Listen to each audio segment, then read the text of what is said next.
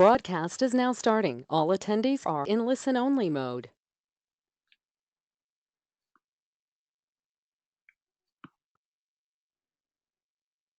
So good afternoon, everybody. This is Peter Schmitting speaking of InterCor. Welcome to the second webinar to the Hybrid TESTFEST. So I guess, Emily, you should start sharing your screen also so that we can see the presentation. Okay, thank you very much. So attendees are still coming in. We have 29 by now, but as we have 58 reservations, so maybe we wait another minute before we really start. The first part of the presentation is a bit the overview anyway, so if people are missing that, it's not so bad, because the more interesting part is the technical part, which is then mainly done by the organizing team from the UK.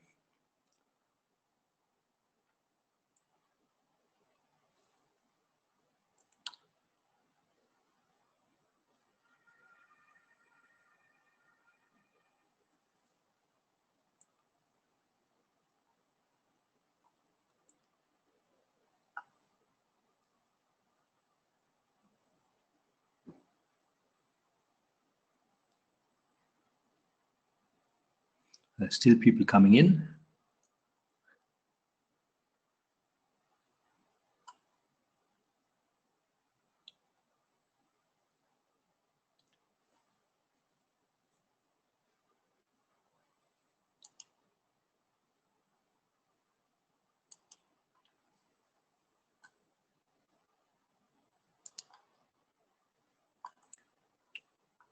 Well, anyway, I think it's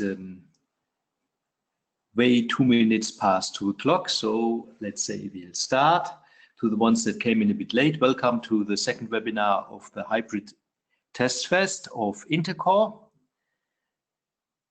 My name is Peter Schmitting, I'm working for InterCor. So please, Emily, to the next slide. So first of all, as I said, I'm Peter Schmitting. I'm the activity leader in InterCor for the TESTFEST events. There will be other speakers from the team in the UK that is organizing the TESTFEST event. There will be Cliff Lunnan from Highways England, who is the lead of the TESTFEST. Then we have Paul Warren as technical lead and Chris Cohen as system architect, Kumwa Choi from Costain as technical manager, Chris Charlton as evaluation manager, Jack Mays as event manager, and Jason Burrows as project manager. So next slide, please.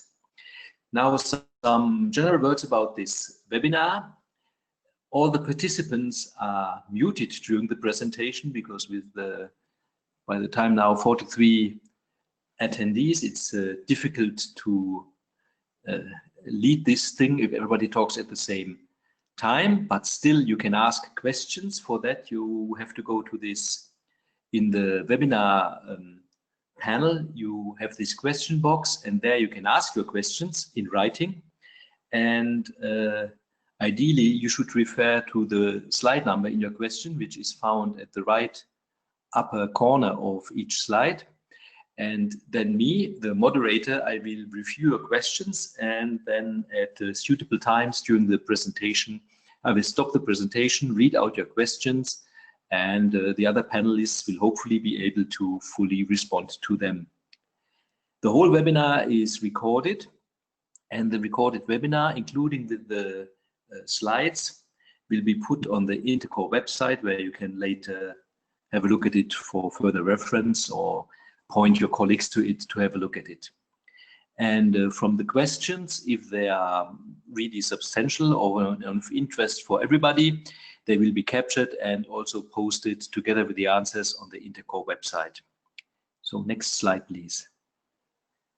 This is the contents of the webinar. So first you will hear introduction to InterCor from my side. If you regular to InterCor TESTFEST, you will find out that it's exactly the same slides than last time. So not much has changed, but then you will get the interesting technical bit from the UK team about participation options, the baseline specifications, the message profiles, about security, about the scenarios and the evaluation plans, some event details, some follow-up, and at the end, you will hear me again to make some closing remarks.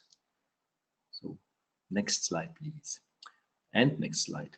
So what is InterCor? InterCor is a project with 4 member states. And you see here on this map, you see the 1,533 kilometers. This is 10T core road network, and this connects the North Sea, and the Mediterranean, and the Arc Atlantic corridor. Of course, InterCor is not acting on the whole 1,530 kilometers, but there are pilot sites in all 4 member states, and there the services that we are testing are going to be showcased. So next slide, please. Some more about the InterCor project. InterCor is a CEF project, which is a Connecting Europe Facility project. It started 2 years ago in September 2016 and is going to end normally end of August next year, 2019. The budget overall is 30 million euros, where 50% funding comes out of the EU. We have 16 partners from 4 EU member states. The lead per member states are the ministries. So in the Netherlands, the Dutch Ministry of Infrastructure and the Environment. They are also acting as a project coordinator. Then we have the French Ministry for Ecology, Sustainable Development and Energy. In Belgium, it's the Flemish Department of Mobility and Public Works. And in UK, the Department of Transport. And 4 member states also means 4 pilot sites. So next slide, please. And what's the idea about InterCor? It's to streamline and pilot selected day 1 services in the 4 member states. And the idea about this is to see if the services work. So that's the first assessment of the CITS services and some freight and logistics services. And that's all built on a common hybrid communication architecture. And another thing that is not written here, this should work across borders, so in all 4 member states. So the services that are in InterCor are some traffic management services, so in-vehicle signage, probe data, Roadworks Warning, and closer, the green light, optimized speed advised. And then we also have some freight and logistics services. We have multimodal cargo transport optimization. We have something on truck parking, and we are still looking into tunnel logistics, where I have to say the traffic management services, let's say, are more the focus of InterCor. So next slide, please. I think that's going to be the last slide for me. Now we have, within the InterCor project, we had 4 TESTFEST scheduled. The hybrid TESTFEST is going to be the 3rd one. Up to date, there has been the ITS G5 TESTFEST, which took place in July 2017, from July 3rd to 6th. And there, in and around Dordrecht in the Netherlands, the tests were made on Roadworks Warning, in-vehicle signage, and PVD. This was quite a successful event. The next event was in France on PKI, so everything is related to security. This was this year in April, from April 23 to 26, and it took place in and around Reims in France.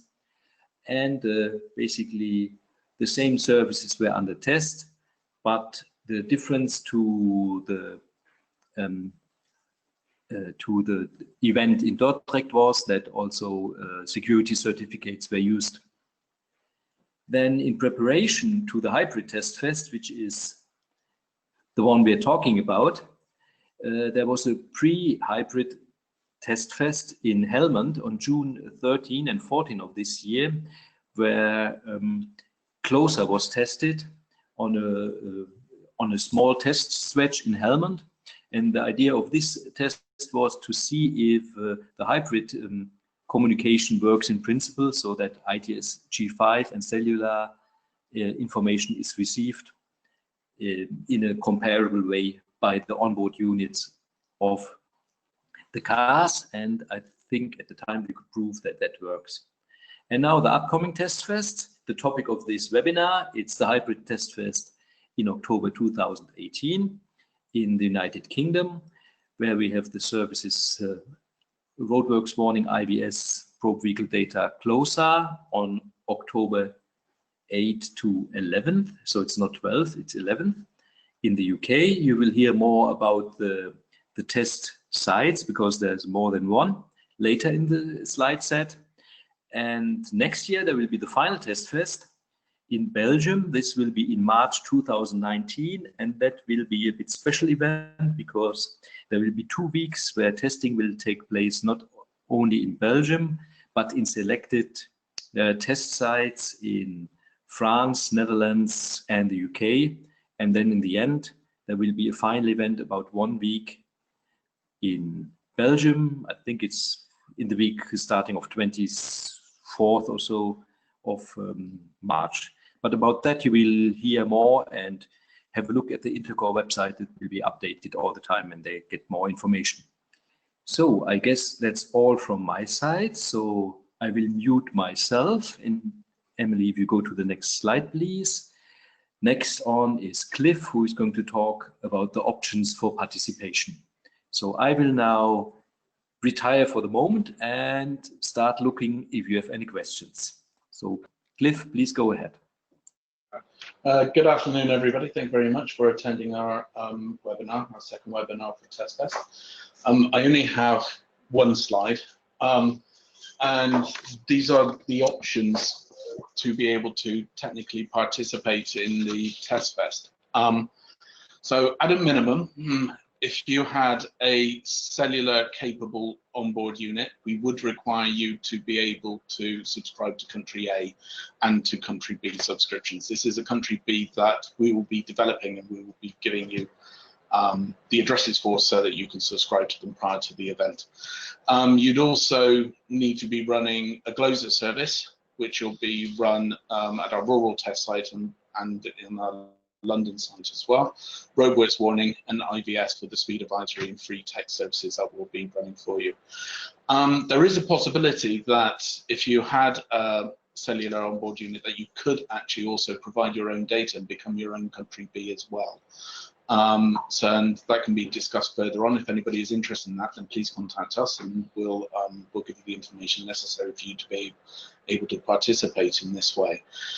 For that, you would need just the IVS speed advisory and free text service to be able to say the welcome to country A or the welcome to country B, whichever one that you're running from. If you're going to be running just as an ITS G5 onboard unit, you'll need an onboard unit, HMI, and running the same services as you would be on cellular, which is your Gloser, Roadworks Warning, IVS, and also we will be doing probe vehicle data via ITS G5, which isn't a requirement for the cellular, because we'll be running interface 2 version 1, which will be unidirectional only. So we'll be giving data out, we won't be collecting anything. Well, that's it for me, and I'll hand over to the next slide in the next attendee. Good afternoon to you all. This is Paul Warren. Okay, next slide, please. So I'm here just to give a brief overview of the baseline specification. The baseline specification and its associated profiles are the technical document which is used to describe TESTFEST system and also the external interfaces to connect to it. This slide just gives you a basic overview of the document itself. The document is available on the InterCor website. There will be a few little small amendments over the next couple of days, which we'll upload. As you can see, it's very similar to the baseline specification from PKI TESTFEST and also the Dutch TESTFEST. So it covers scope of the document itself, deals with the facility layer of the system and the network and transport layer. There's a piece on security entity, which will be covered by one of my colleagues, Kumar Choi, later on this presentation. the hybrid CITS services, which is the bit I'm going to talk about, the data logging format, and the appendices. The appendices are where the profiles, UK profiles, are included, but we also provide the spreadsheet versions of those as well. Next slide, please. I hope you can see that, but I'm assuming that you've got access to the presentation, so I'll just take you through that. So the UK situation. So the baseline specification, as I said, is for TESTFEST. The objective of documents provide a clear reference for actors supplying CITS systems, either OBUs or looking to build cellular service. It's in the UK, we're going to support for TESTFEST a number of the day one use cases, and they are Roadworks, or Roadworks Warning, sorry, and that includes lane closure or other restrictions, alert plan closure of a road or carriageway, in vehicle, and then IVS, in vehicle signage dynamic speed limit information, in vehicle signage embedded VMS, and dynamic lane management, lane status information. As Cliff said, we're going to do PVD, but we're going to do a basic PVD, which includes the traffic data collection use case only, and it is only covered by the ITSG5 side of the system. And GLOSA, so there'll be time to green information and speed advice, ITSG5 and cellular, and there will be also an element of the system which will provide time to red information and speed of advice over both as well. For assumptions, and again, all this stuff is in the baseline specification, so if you can't see what I put on the slide, or you don't understand what I'm saying, you'll be able to read it in the document. So some of the assumptions that the UK are making, traces and zones are assumed to be carriageway based. For denim messages, the location container is always used, and within the container, traces are always used. The situation container is always used. The a la carte container includes DE lane position, closed lanes, traffic flow rule is optional in Roadworks. Speed limit information will be provided by IVI messages, but also we shall include speed limit information in the field in the denim message. Propagation will not be used for TESTFEST. It's only single hot broadcast only. As we said, the roadside units will not send the CAN messages to the central station TESTFEST for logging. They will be collected and aggregated at a roadside unit. And for TESTFEST, it's expected that only CAN messages and no denim messages will be broadcasted by the vehicles, and that buffering is not feasible. The HMI of the vehicles involved in the UK TESTFEST will need to interpret the lane information to display it correctly, because obviously UK lanes of a different configuration to Europe. However, the message structure will follow the standard. It'll be up to the HMI to interpret that. Next slide, please. This is a quick snapshot of the system architecture of TESTFEST system. And really the only bit which I wanted to focus on there is the piece where I think that most people are going to be interested as participants. And that's the the white box with blue line around it, which is basically the cellular CITS service. So your main interface will be at the what we call the interchange node or unified interchange node, and that will present interface 2 standard, and that's where you will connect and subscribe to get data messages from the TESTFEST system. Obviously, if you're also interested in implementing ITSG5 OBU, that will be there, and that will follow the current standard InterCor standards for doing that. Next slide, please. This stuff is in the document, as I said, and you have to forgive me for some of the items which you've not been able to confirm yet, but I'll take you through that. So one of the key bits, obviously, is the hybrid service. And as I just said, the way in which you access the data is through the IF2 interface in our interchange node. And the first statement is that follows the current InterCor specification, which is version 1. So The next piece are the two instances of the interchange node which will exist, because obviously in TESTFEST we are trying to emulate 2 countries.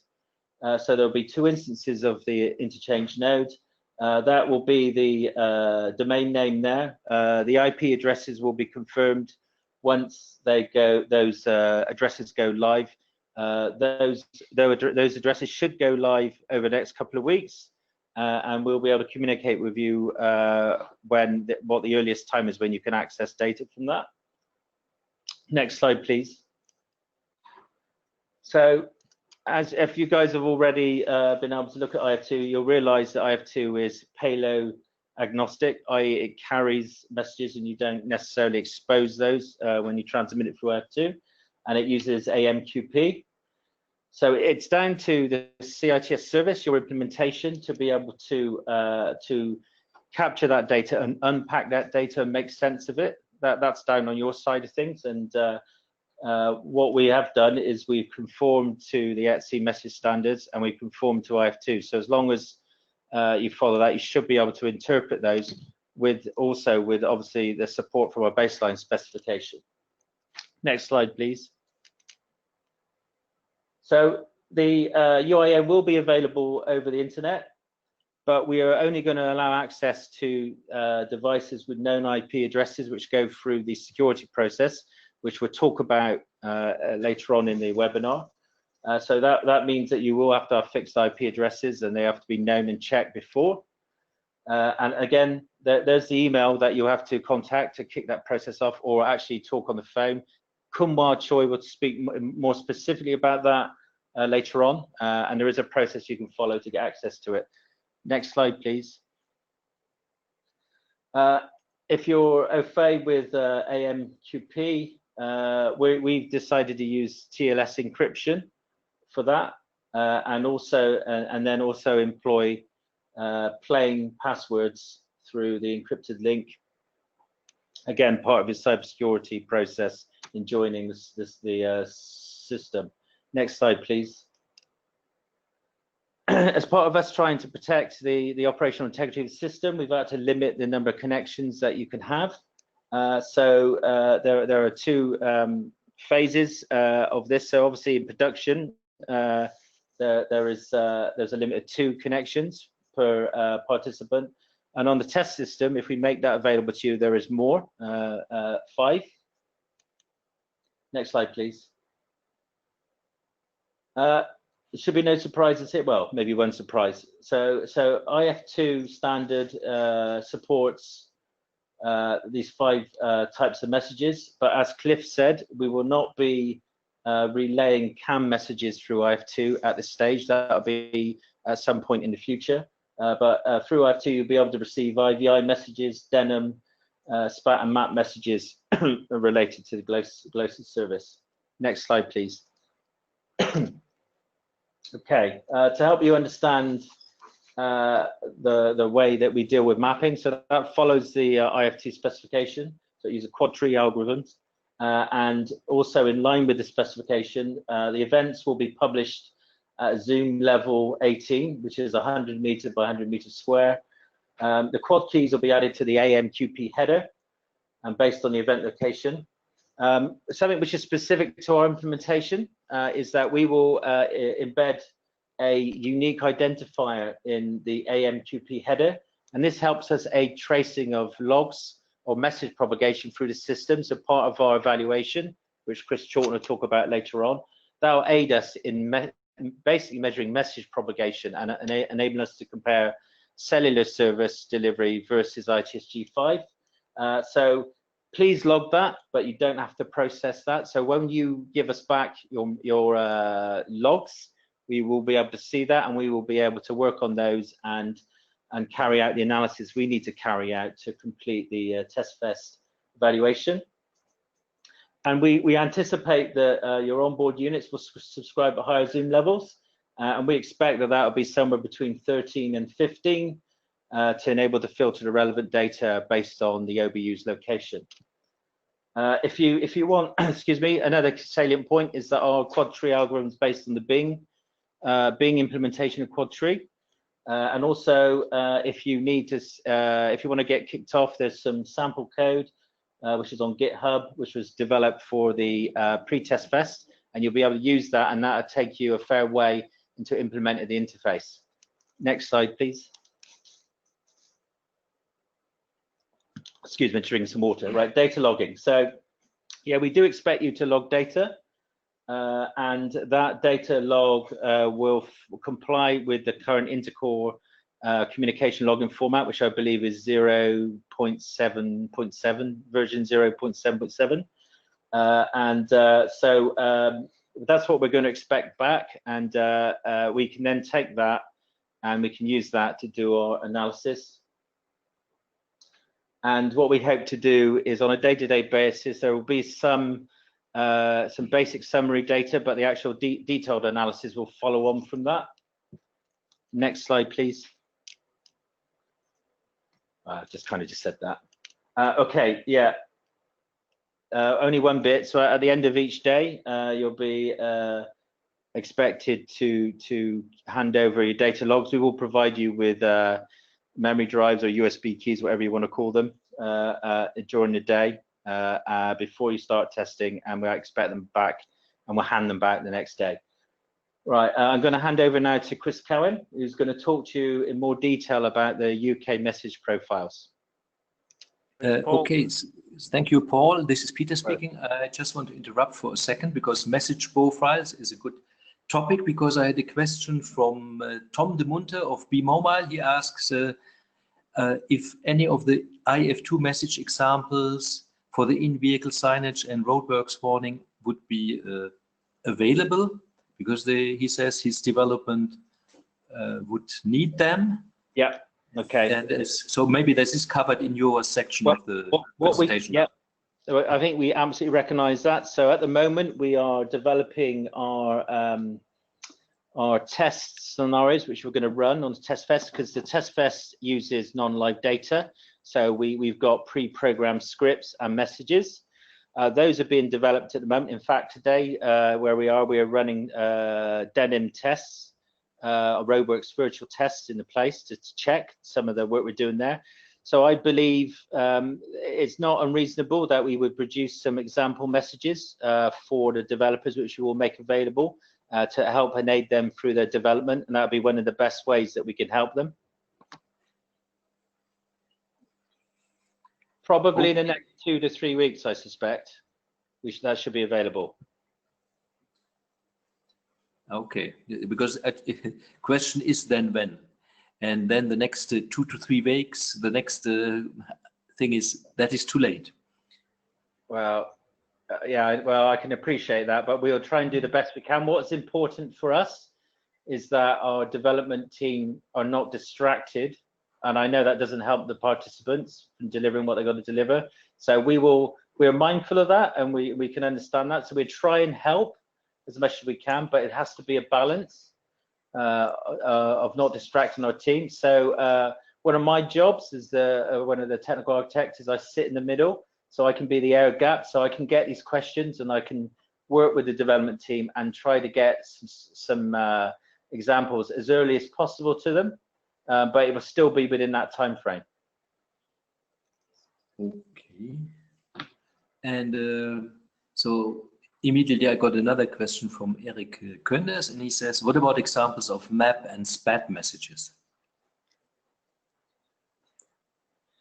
Well, I'm not going to speak on behalf of TfL, Transport for London, but they may be able to produce for their sites and TESTFEST, they may be able to produce those example messages beforehand. I'll let Trevor or the other folks from TfL comment on that directly on this call.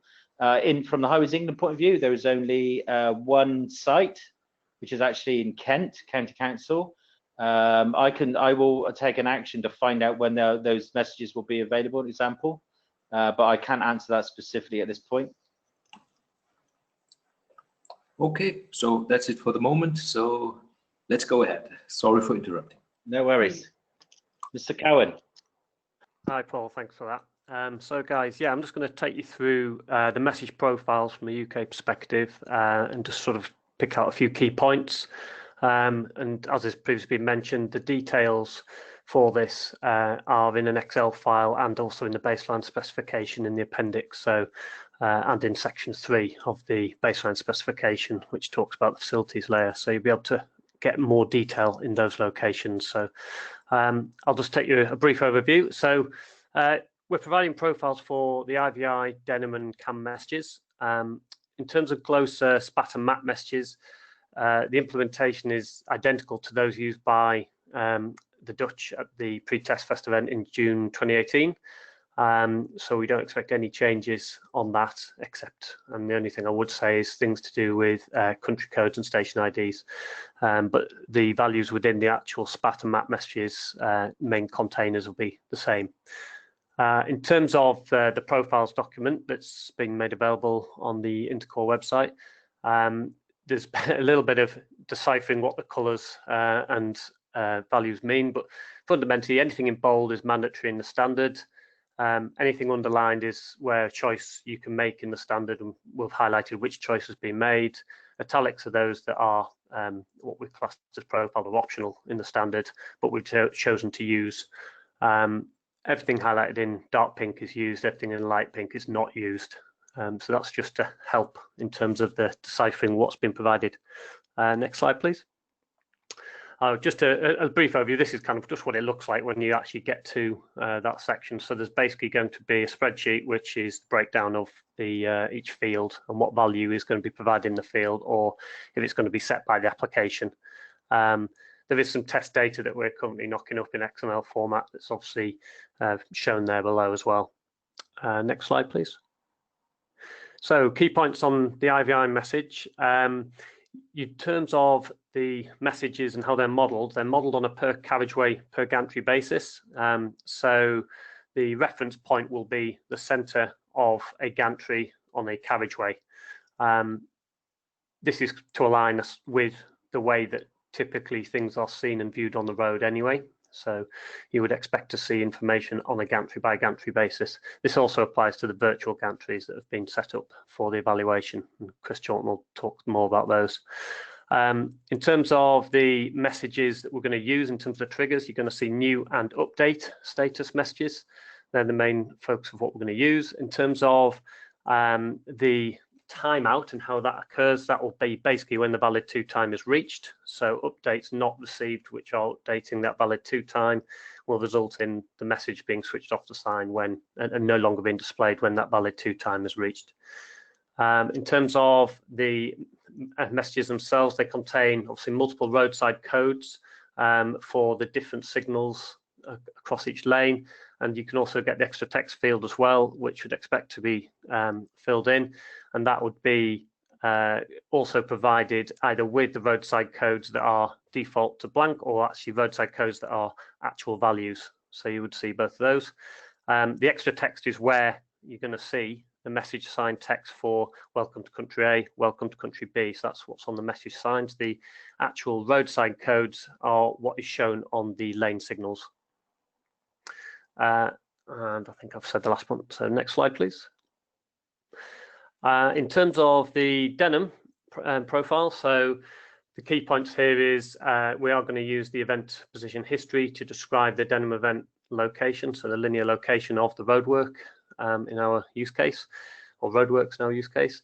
The traces will be used to define the relevance distance, and the relevance distance I think we're going to set to 5 kilometers, but that's in the profile as well. In terms of the a la carte container, you'll see obviously lane position, roadworks, closed lanes, and traffic flow rule information, and that's where that information is contained. And you will get speed limit information in the roadworks, but it will also be provided by the IVI messages, and that's where I'd expect it to be used really and displayed from the IVI messages. Next slide, please. In terms of CAM, as Paul's previously mentioned, we're only collecting on the roadside units. It does include the basic container in terms of latitude, longitude elements, and heading and speed values from a high frequency container. In terms of the other mandatory fields, they'll be there, but will be set to unavailable. So they'll be in the actual message, but not providing any data. In terms of the, which has already been mentioned, in terms of UK OBUs, obviously transmitting CAN messages will be received and logged by the ITSG5 units on the roadside only. And I think that's me. Next slide. Yeah, over to yourself, Kunwa. Hiya. Sorry, excuse me. Sorry to interrupt again. Yep. I just had I had Tom de Munter once again, and he's just insisting that he would need example messages earlier, if possible, because he says if there are another 3 weeks to deliver examples, there are only 2 weeks left for development and testing, and that this is really difficult, if not to say not possible for them. Hi, Peter, it's Paul again. Yeah, I think, we recognise that. So you'll see that we've been talking while Chris has been doing his presentation. So what we can do is that we can produce the messages that will be used in TESTFEST in XML format, probably within a week or 1.5 weeks. So we will endeavour to do that and get those out on the InterCor website. That should give them the structure of the messages and also the values that we're going to use in TESTFEST. So that should take them most of the way there. But what it will not be is the actual final message structure, which will be generated by the system. We still, so that's what we can do to help, but that should be good enough for them to do their implementation. Okay, I get a thank you from Tom de Munter there. I hope that means that could be good. And then I have a question, I guess, that is related to Chris's part there. It says, it's from Eric Könders. The IVI reference point is part of the zone. So if it is placed at the gantry, how will awareness zones be encoded? That's too technical for me, I have to say. Yeah, okay. So we're providing 2 zones, the relevant zone and detection zone. We weren't currently planning to provide the awareness zone. So it's those 2 zones, the relevant zone and detection zone, that's actually going to be provided. I don't know if that helps or not. And it would be centre of the carriage, centre of the gantry, in centre of the carriageway. So for a 3-lane road, you'd expect that between lanes 1 and 2. Okay, thank you. We'll see if it's enough, because if not, we'll get another question. So please go ahead with the security part. So it's Kunwa here. The security architecture. So the diagram here shows the sort of the interchange or the links between all the nodes within the solution, the CITS solution. That's pretty much the same as what my colleague Paul Warren showed earlier. The security formats that will be used for the PKI certificates are the same as the ones in the French TESTFEST. So it's the ETSI 103097 version 1.2.1. We would have a standalone hybrid TESTFEST trust domain, and that's the EA and the AA for this TESTFEST. The key distributions for the PKI certificates manual, and I will explain the process in the next 2 slides afterwards. And then in this particular one, not like the French TESTFEST, we will not be having any revocation list or trusted list, or no CRL or CTL as part of our TESTFEST. The certificates permissions for the OBUs will be only for sending of CAN messages, so that will help with your PVDs. And for the RSU side, the permissions will be to send the Denham's IVIs, map spats, and CAN messages. Next slide, please. So to obtain your PKI certificates and also to obtain access to the unified interchange nodes, we will have a service desk that you can email or call. I think call will probably be easier, and the numbers on the screen or on the slides. And it will open from the 10th of September and closes on the 26th. The idea is for participants who want a PKI certificate and or the access to the unified interchange node, you will call in and speak to our help desk and provide them with the information as listed in this flowchart, mainly your name, the address, your company's email address, so preferably from your same organization or a Gmail or a Hotmail account, your telephone number so we can contact you back.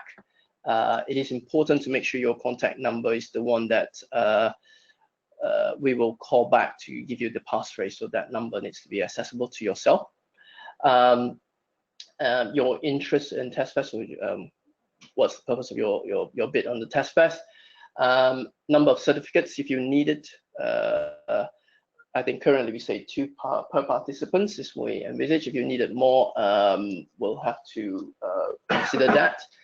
And then if you are requesting access to the unified interchange node, you will need to provide your IP address range or your IP address that you will be connecting into the unified interchange node. We will add that IP address or addresses onto our whitelist. It's only those IP address in the whitelist that can access the interchange node. So you got to be the external facing IP address from your organization. Once we've got all that, we will then process that and obtain the relevant permissions from our highways authorities. Once we've got that, next slide, please. We will then be able to generate the access to the unified interchange node with your provided IP addresses, and also generate the certificates for your PKI certificates, and then zip up all the information into an archive and password protect that. We will then generate a limited time access to this zip file, and we will email you the link to download the zip file.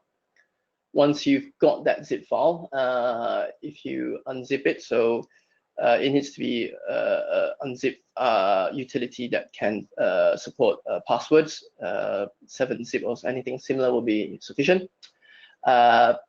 You then need to either email or phone back the help desk and identify yourself and the reference number that we'll provide you with when you request, to then request for the password. Our help desk has been instructed to then call you back on the number you originally provided on the registration. This is to ensure that you are who you said you are on the registration, is to confirm the identity. So we'll call you back on that number, which is why I say make sure you've got access to that phone. And then once we've confirmed your identity by calling you back, we will provide the passphrase for you to unzip the archive to then have access to the PKI certificates, and also to the, if you have requested the access to the unified interchange node, the username, passwords, and the IP addresses to connect to. We will also then record that information. So that's pretty much the process. This process would start on the 10th, as we said earlier, and the intention is to sort of say anybody who registered by the 26th of September would be able to, or we'll say we'll make sure that you will have access and certificates to the TESTFEST in time for the 3rd of October for testing. Anything else you will need to, you can also apply for the certificates on the day during the TESTFEST.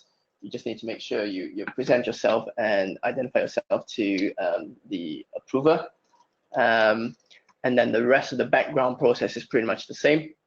So you will need your laptop with internet access and a telephone number, obviously, they can get hold of you if you're on the TESTFEST to register on the TESTFEST event itself.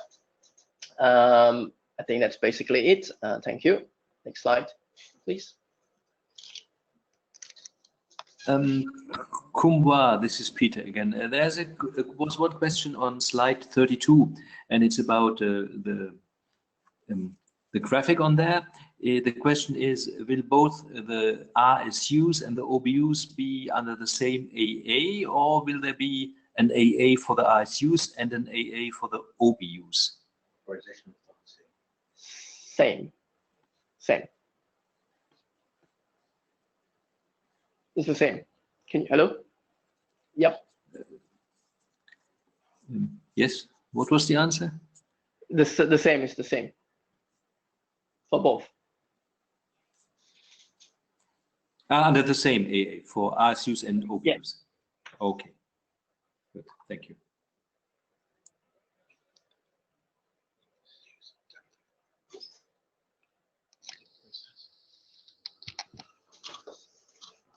Hello, this is Chris Charlton. I will go through the scenarios, which are the same as what we showed you on webinar 1, but I think there are probably more people online this time. So I'll show you the kind of signs and roadworks warnings and so on that you'll encounter when you go through the various test areas. And then the new bit, which is a little bit about our approach to the evaluation and what we need from you during the TESTFEST regarding evaluation. So the characteristic, I think, of the UK TESTFEST will be that there are 4 different test areas, each with their own characteristics.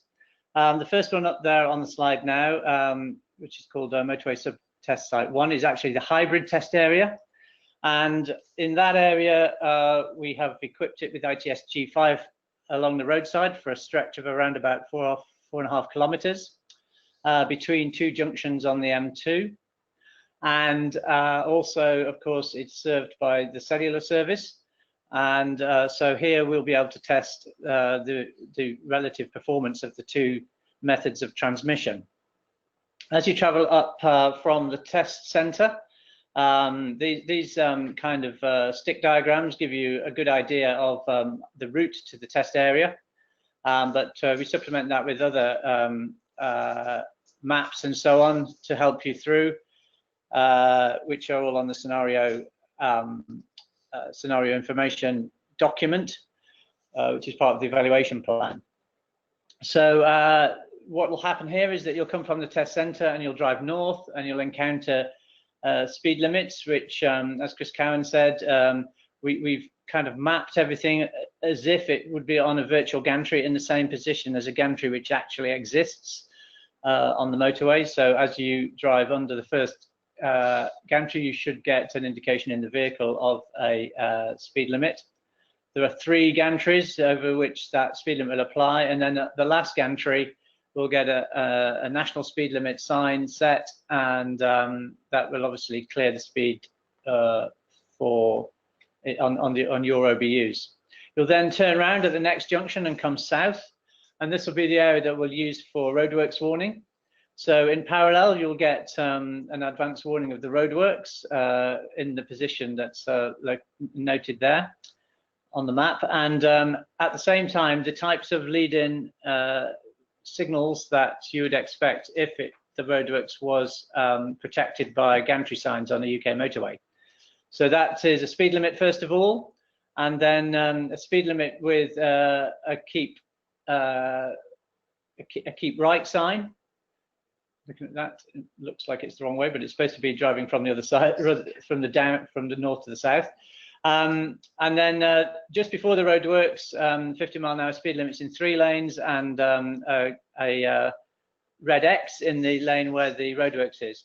What's notable about that is that there are actually 4 lanes of motorway in this area, and that is something which will also have to be interpreted by the OBU in various ways to account for the fact that it's not just a 3-lane motorway. And again, the final gantry before the end of the section is a national speed limit sign, effectively they're all clear. Next slide. Next slide. Did they hear me? Yeah. Okay, so sorry, did I miss a slide there? Yeah, sorry, could you go back one? Yeah.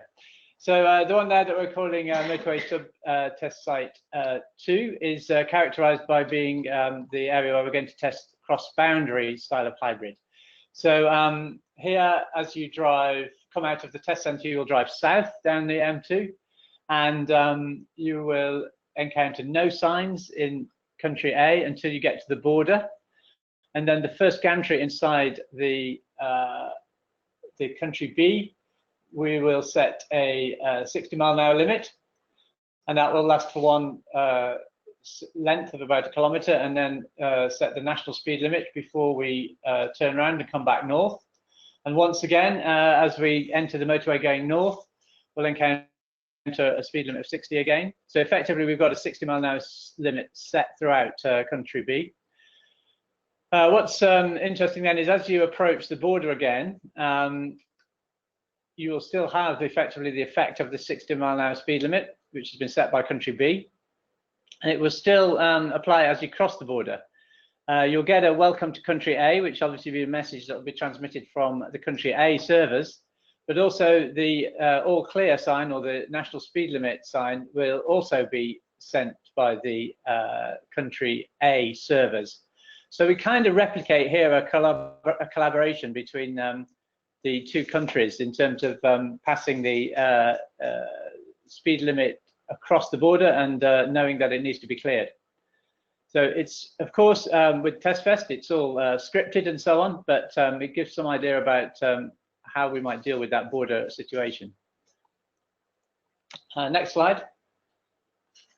So the third of the test sites is the rural test site for Gloucester. This is on an A road in Kent, and it's a very simple site where, yeah, time to green, yeah. So this is, so someone's pointing out to me that it's only time to green now. At one time we were doing time to red as well as time to green at the Kent site. But anyway, it's a very simple site. There's a photograph of it there. There's just a side road coming in, which will probably be set for the purpose of Gloucester to give a fixed cycle time so that we'll easily be able to predict when the signals change and get a nice indication of how well Gloucester can work. Next slide.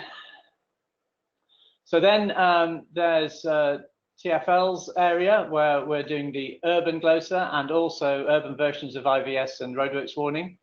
I won't go into too much detail about that route. We are a little bit worried that you might get lost. So we're going to provide GPX files to help you follow your own route on maybe a mapping piece of software as you drive along that the co-driver can keep an eye on where you are for you. But effectively, as we drive through this area, having come from the south to join the TfL area, we'll encounter all of those different signs as we go through. There's an urban test centre in the north of the area where you'll be able to stop for refreshments and a briefing in the afternoon. And also then as we come down towards the south, you'll be able to take a detour to the right as you're driving south, which is on the left on this picture, and encounter 3 Gloucester sites and so on. You kind of get the idea. You may have some questions about that. So next slide. Yeah, so again, to help you, we're going to provide you, that's actually the GPX path for the TfL route through their test area. So we'll provide that for you, and similarly for the other sites, which are probably easier to follow. But that's the end of the bit about the scenarios. I wonder if there's any questions at that point. There was one question of Eric Könders asking if the closer speed advice will be part of SPAT or if it will be IBI. That's a good question. Yeah, that's a good question. The speed advice is effectively calculated out by the OBU, is it not? So it's my understanding is it's possible to advise the speed by providing a table of different distances from the signal, and also alongside those distance is the speed advice that should go with that distance from the signal. I'm not 100% sure whether TfL are providing that data. I'm pretty sure Kent won't be. So in other words, the vehicle will know where it is, and it'll know the time to green, and therefore it will calculate its own speed. I think that's the baseline way of doing it.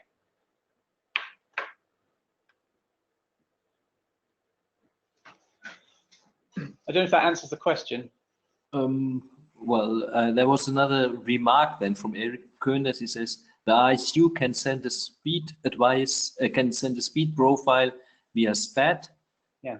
And then there would be no message for speed advice then. I don't know, whatever. I think that's a good point. I think the use case that we're following is that we would advise speed, but the SPAT message itself, I don't think we're tabulating the range of values it can be for different distances, which is, I think, what they're talking about there. So it's a good point. Maybe we need to absolutely clarify that with TfL, but my guess is we won't be providing speed advice as such.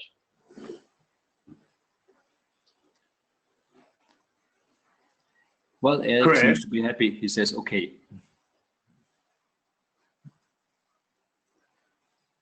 So go ahead.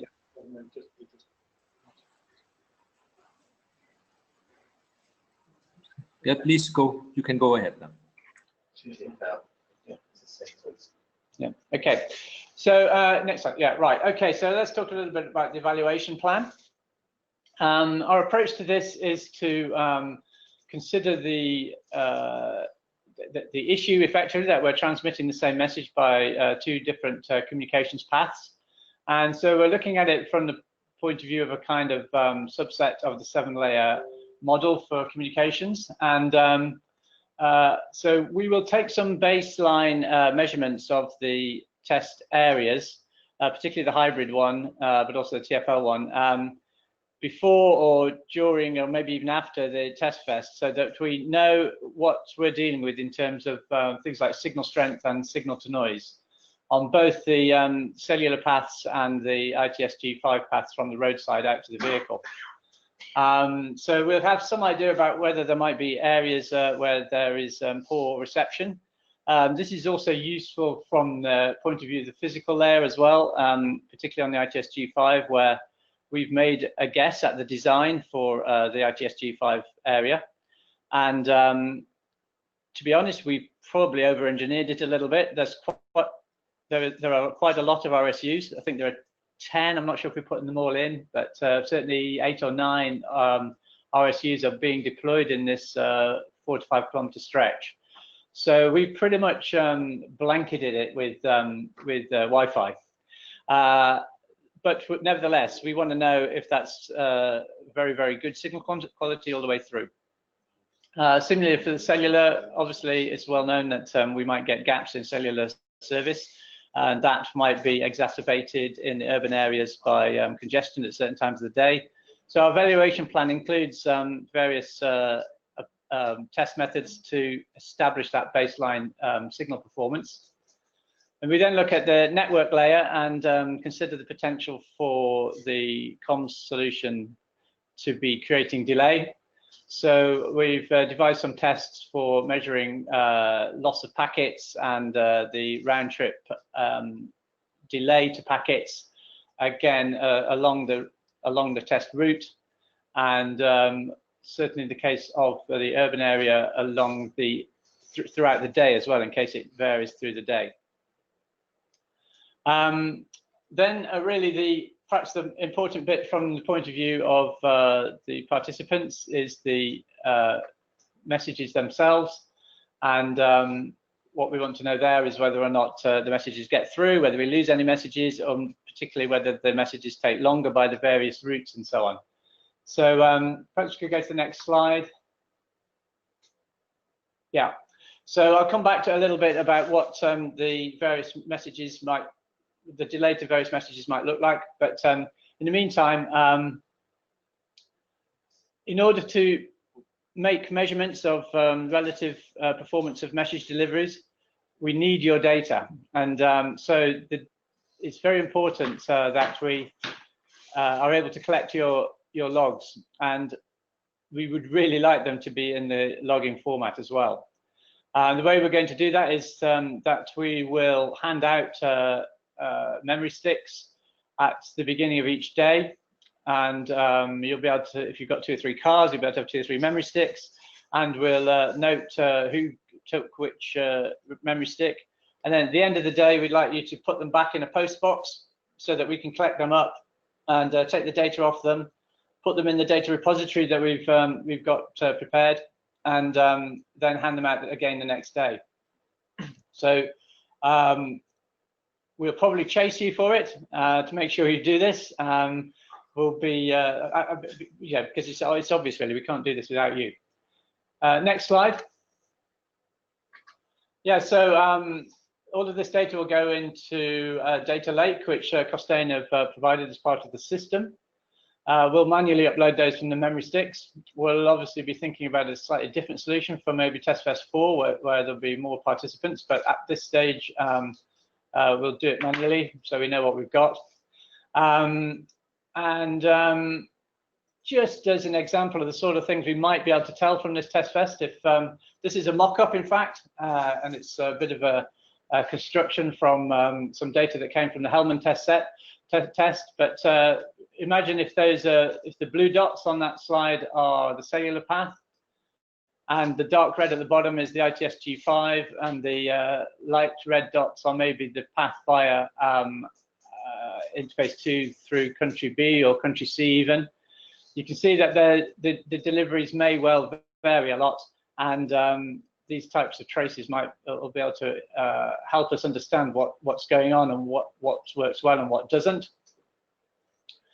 But again, as you can see, unless we get these data submissions from yourselves, we won't be able to do that. Next slide. So the exact mechanism of that, so there'll be a daily briefing. That's on the operational plan that you've all got, the action plan. I'll be giving that from the point of view of the evaluation, and I'll also be giving the safety briefing. Our approach to safety is going to be quite draconian. We won't be allowing anyone else on the track unless there's a co-driver, for example. It's far too dangerous to have people driving at the same time trying to type passwords into an application which might have crashed. We'll be talking then about the evaluation for that day, the test area that's in use. The detail of which test area comes up on which days is in the action plan, which are you talking about that in a minute, Jason? Yeah. So the exact timings of the different tests on the different days is laid out.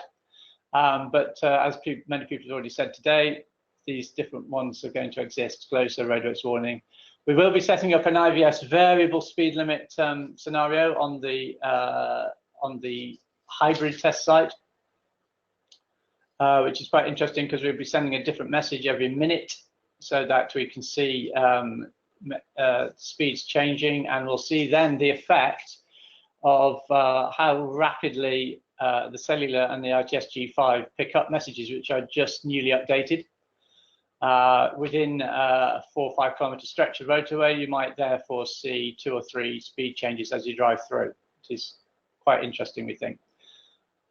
And then, of course, the PVD. To be absolutely honest, we're not absolutely sure what we're going to do with the PVD data, but we're going to collect it anyway. It'll help to fill up the lake in case it's looking a bit low because of the drought. But we'll get to that, I guess. Then the idea will be at the end of the day that you put these logs from your memory sticks into the postbox. There'll also be a debrief that day. I'm not absolutely sure what we'll be able to say on each day, but we'll certainly be able to talk about all the anecdotal evidence that's been picked up throughout, and there'll be enough people milling around in order to be able to talk about these things. So that's the broad outline of how we're going to deal with the evaluation. Next slide. Yeah, so the actual plan itself, the first draft is published. There's 24 tests identified in there. Some of which are those kind of baseline telecommunications and network tests, but also ones to do with measuring the relative performance of the messages. And that list there is just the sorts of things we might imagine could go wrong with an IF2 implementation, where people are interpreting messages over different communications paths in different ways.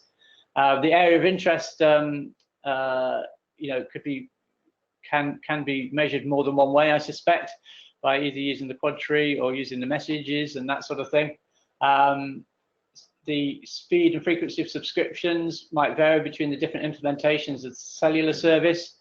Granularity of mapping, that's probably laid out, but we don't absolutely know how different people will do it in their OBUs. And dead reckoning is more about potentially problems we might get with the edges. So to what extent we look in the quad tree cell that's quad tree square that's the next one in order to understand about upcoming messages. Again, that's the sorts of things that sort of thing will be tested quite well by the variable speed limit test. And obviously interpretation of empty messages, which you've all done before, of course. I think that's all from me at this point. Okay, so thank you. And I have a question that came up, and that is about the virtual borders. And it is from W. Kerstens, and it says, could you please elaborate on testing of virtual borders? And is there a role for the foreign IF2 operators when testing virtual borders? I mean, the short answer is yes. As Cliff said at the beginning, that is one of the things we're probably encouraging. I think we mentioned that last time, that we'd like you to get in touch with Cliff if you want to have a copy of the Kent, the country B geography, if you like, so that you could create that service in what we might call country C. And then you'll be able to do it from your own country's cellular service, but actually have a map for that part of the southeast of England. Yeah, the idea would be that the exact same messages and services on the exact same gantries would be presented to the drivers, so that we could make an A to B comparison about how it works. It will certainly enhance the testing we're doing, because we'll have country B and country C to compare, and the paths to that will have been all through IF2, of course, but through completely different routes, going through the European cellular service provider and so on. So it would be quite good if somebody wants to do that.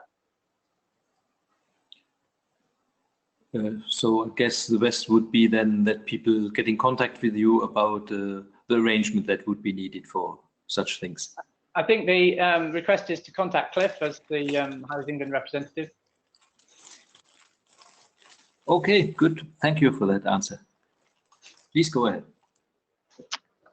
Good afternoon, everyone. I'm Jack Mains, the TESTFEST event manager, and I'll be providing you with a quick overview of the TESTFEST event management. On this slide, we have the weekly schedule for the hybrid TESTFEST. On Monday, the event will start at 10 o'clock. The day will start with opening remarks, followed by 2 hours of local testing at the main test centre. This will be to establish communications. After this, lunch will take place at 1 o'clock and will last an hour. A daily briefing will then take place, followed by 3 hours of basic ITS G5 and cellular operation on live roads. Today we'll finish with a debrief at the main test centre. On the Tuesday, participants will arrive slightly earlier at 9 o'clock. From 10 o'clock onwards, there will be motorway hybrid tests, serving IBS and Roadworks Warning. These will be over ITS G5 and cellular. After 3 hours of on-road testing, there will be an hour lunch, followed by 3 hours of interoperability tests, and a final debrief at the main test centre at 5. On Wednesday, participants will arrive at the main test centre for 9, and there will be a daily brief at 9:30 until 10. Participants will then need to travel to the urban test site located in London. From 11 onwards, cellular served Glosa, IBS and Roadworks Warning testing will take place until 1 o'clock. Lunch will start at 1 o'clock and will be held in the urban test site. The testing will then continue at 2 and finish at 5. The debrief at the end of the day will take place at the urban test centre in London. On Thursday, the participants will arrive at the main test centre at 9. Rural ITS G5 Glosa testing will take place at 11 and will finish at 1. Lunch will last an hour, and hybrid served IBS and Roadworks Warning testing will take place until 10 until 5. 2 until 5. The debrief will be at the main event centre at 5. Next slide, please. This slide shows the two main test centres for the hybrid TESTFEST. The Urban Test Centre is located at the top left of the screen in London, the main test centre to the bottom right. Next slide, please. The main test centre is located at Buckmore Park Kart Circuit. It's in Maidstone Road in Chatham with the postcode ME59QG. This test centre will be used for conducting testing on the motorway and rural test sites. At the bottom of the screen, you can see a agenda for where you should be at certain times. So the main test centre shows all the green times where you should actually be there. Next slide, please. The Urban Test Centre is located at Akira Depot in London with the postcode SE10 0PA. This test centre will be used for conducting testing on urban test sites. Once again, the agenda at the bottom will show you where you need to be at certain times. Next slide, please. To drive from the main test centre into the Urban Test Centre is approximately 45 minutes. On the screen, you'll see the route that we recommend. Full briefing and directions will be given at Wednesday morning briefing at the main test centre. Next slide, please. And that's an itinerary for the Wednesday. I think that concludes my part of the presentation. If there's any more questions, please let me know.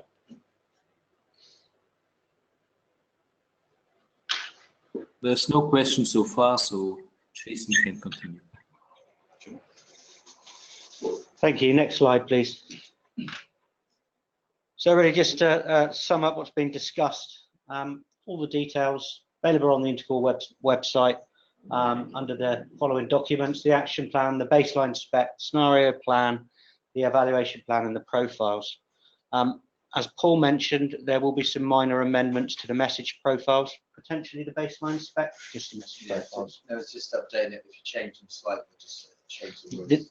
These will be minor changes to some words, and a supported narrative will be provided as to the changes made. There will also be a minor itinerary change on the action plan.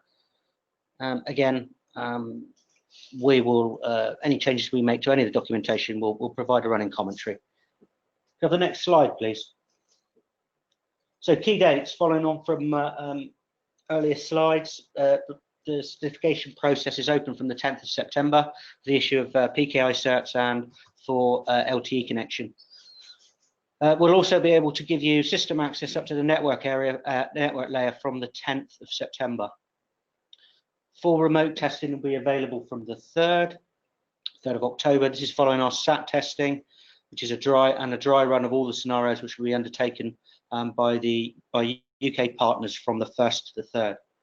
Prior to the 3rd, PCAP trace files from both the interchange node and ITS G5 will be available from the 24th of September.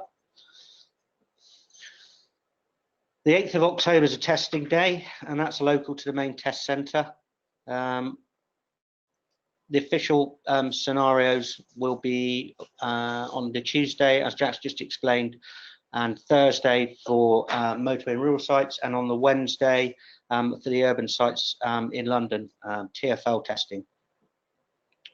Further to what was discussed earlier, about questions about messages, we will be providing messages in XML format from the 14th.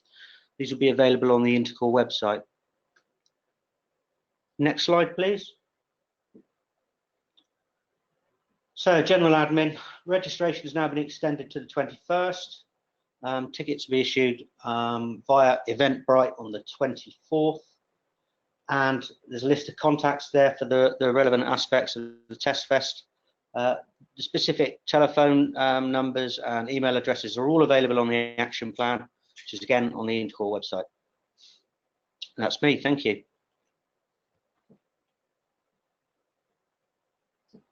Okay, so I guess it's me again. And first of all, there are a few. It's basically one question that has been asked by a set of people. It's basically about recommended hotels, but if I remember correctly, there is a list of hotels in one of the documents, but I do not remember in which of them. Yes, Peter, they're in the action plan. In the action plan, yeah. Yeah, there's 4 or 5 hotels listed locally to the main test centre. Yeah, I guess there's one even within walking distance. The Bridgewood Manor is basically there where I book my room. Yeah, but depends how good you are at walking. 1.2 miles. Yeah, well, it's a good walk before driving around in the car all day. So, well, for the people that have to do testing, they have their car anyway. Yeah, do you want to say anything more about the accommodation? I checked; it's not too easy to go to that part of the UK. From I know I checked for Gatwick Airport, and there either your best chances are to rent a car or to pre-book a taxi service, which costs you return something like between 100 and 150 pounds to go back and forth. Yeah. So I would recommend that people maybe partner up for if they arrive at around the same times. Yeah, and that might be something we can facilitate. Actually, it's a very good point. If people want to make some arrangements with other participants in terms of taxi sharing and stuff, I'm sure that's something the event manager can find the time to deal with. But yeah, there are details on the taxi companies, local hotels, Eurostar, but not the timetable specifically, but certainly the 3 stations, hire car companies, etc., all available on the action plan. So I hope that answered that question of the participants. So I would encourage the participants of the webinar to write any questions they still have, and if not, you can always, if the question comes up later, you can always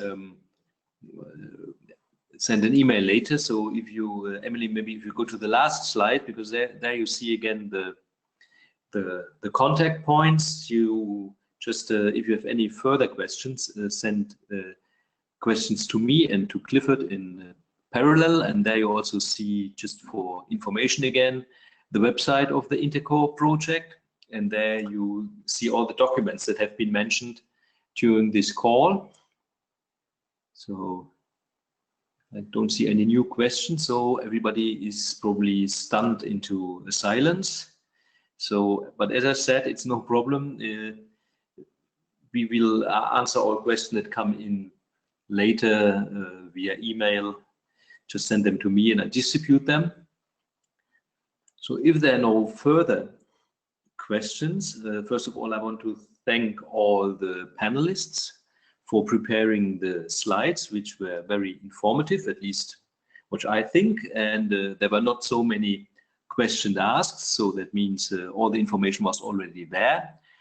And of course, I want to thank all the participants for their attention, listening to this webinar.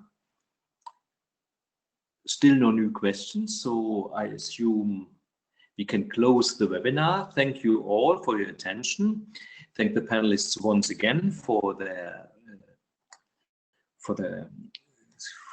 presentations, and then looking forward to seeing you all in the UK beginning of October at the car park there, the go-kart track. Okay, thank you very much. Have a nice afternoon. Goodbye.